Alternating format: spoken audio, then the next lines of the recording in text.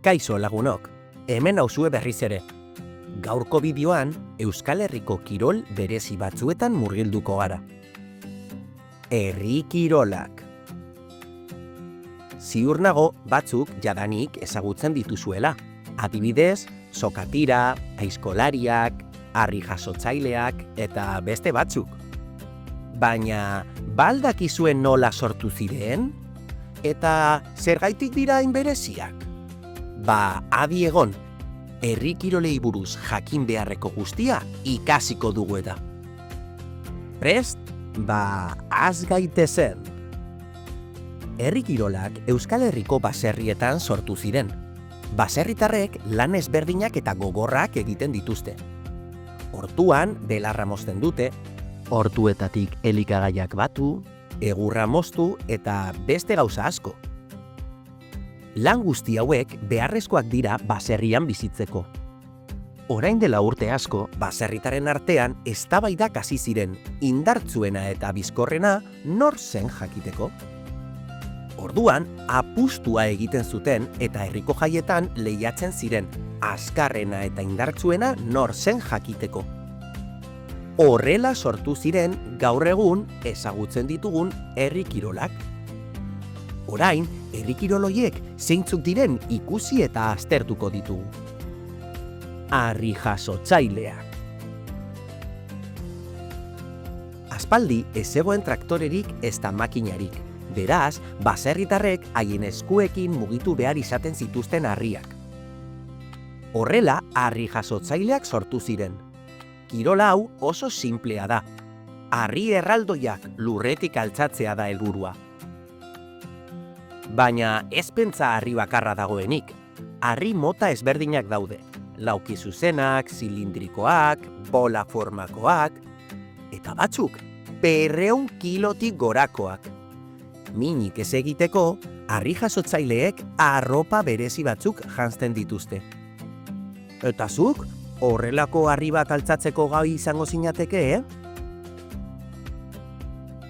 Lasto altxaketa.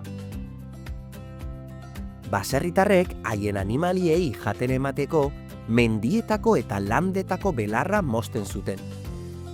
Gero, belar guztia batu eta baserrira eramaten zuten. Lasto guzti honek asko pisatzen zuen, eta horrela lasto altxaketaren kirola sortu zen. Lastoz betetako zaku bat soka batekin altxatzea da helburua, eta zenbat aldiz igo dezakezun kontatzen da. Zakuak 45 kilo inguru pisatzen du. Zakua errazago eta hobeto altxatzeko, baserritarrek salto handi bat ematen dute.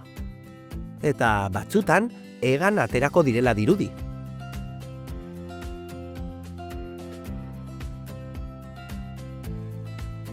Lastoarekin beste herri kirol batzuk ere egiten dira. Adibidez, lasto jaurtiketa. Hemen, makila handi baten puntan lastozko zaku bat jartzen dute. Indarra handiarekin goraka jaurti behar da. Eta altuen botatzen duenak irabazten du.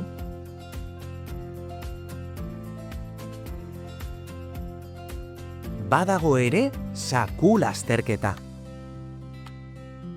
Hemen, partaideek lastozko zaku handi bat bizkarrean eraman behar dute, eta horrekin batera korrika egin behar dute. Lehenengoa heltzen dena irabazten du.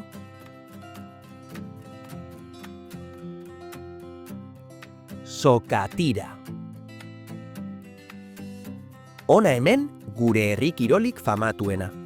Aintzina, gauzak leku batetik bestera mugitzeko, soka bat erabiltzen zen.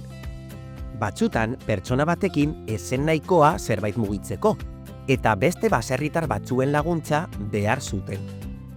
Horrela, sortu zen sokatira kirola.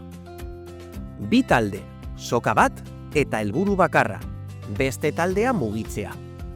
Hemen indarra da garrantzitsuena, baina kontuz, teknika berezia ere badu kirol honek. Oinak lurrean sendo jarri behar dira, eta gorputza atzera eramatea ere oso garrantzitsua da.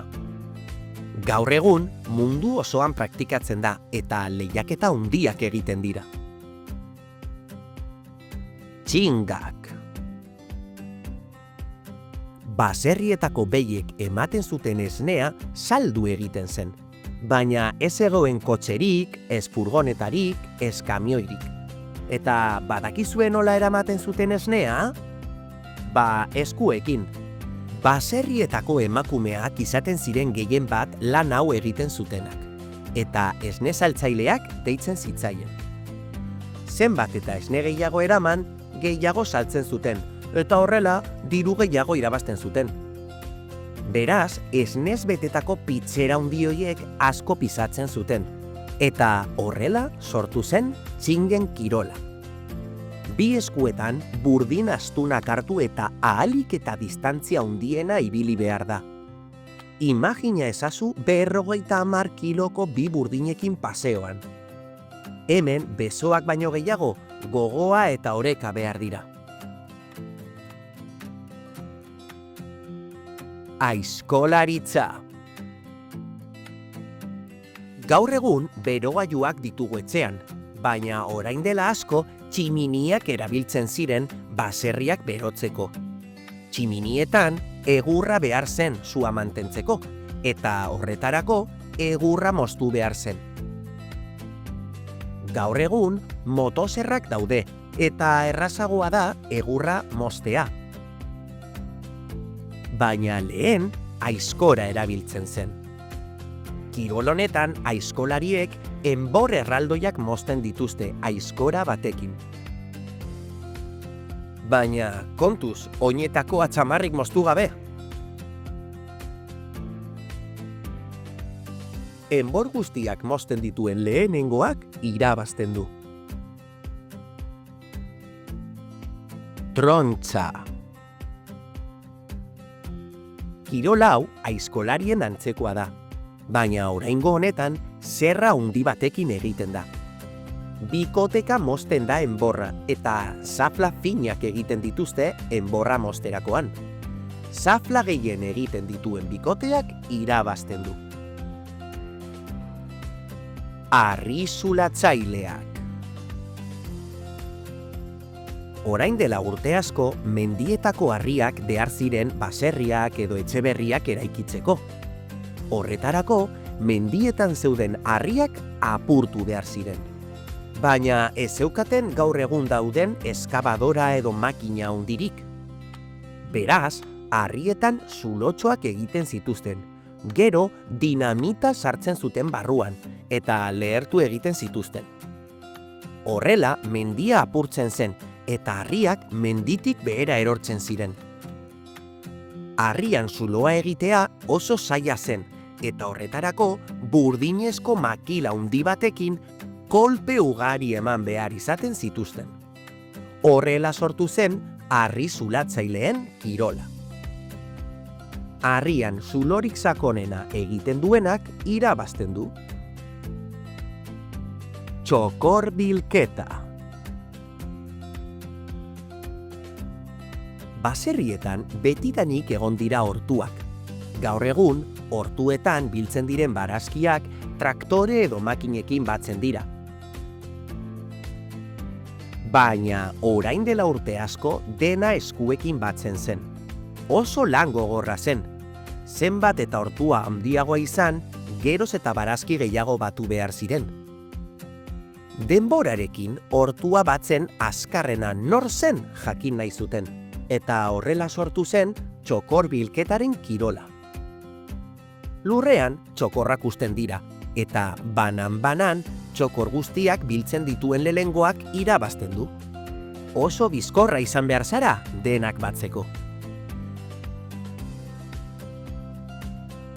Segalariak.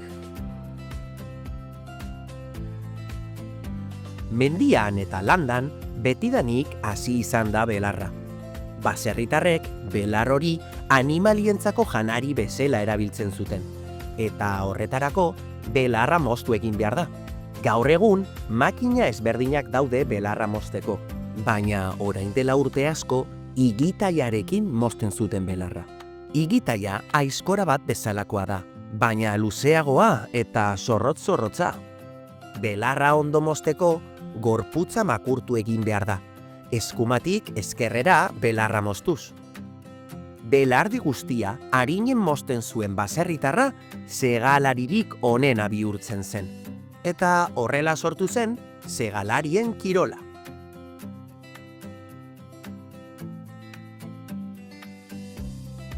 Ingudea.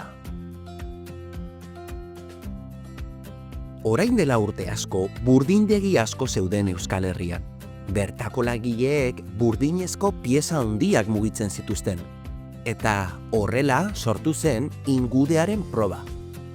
Proba honetan burdinezko pieza handi bat gora eta bera mugitu behar dute. Denbora jakin batean burdin zatia gehien altxatzen duen pertsonak irabazten du. Bueno, lagunok, hauek dira herri kirol famatuenak. Herri kirolak ez dira beste kirolak bezalakoak, baserrietan egiten zen lanetatik sortutako kirolak baizik. Gure aitita amamek egiten zuten lanarekin konektatzen gaituzte.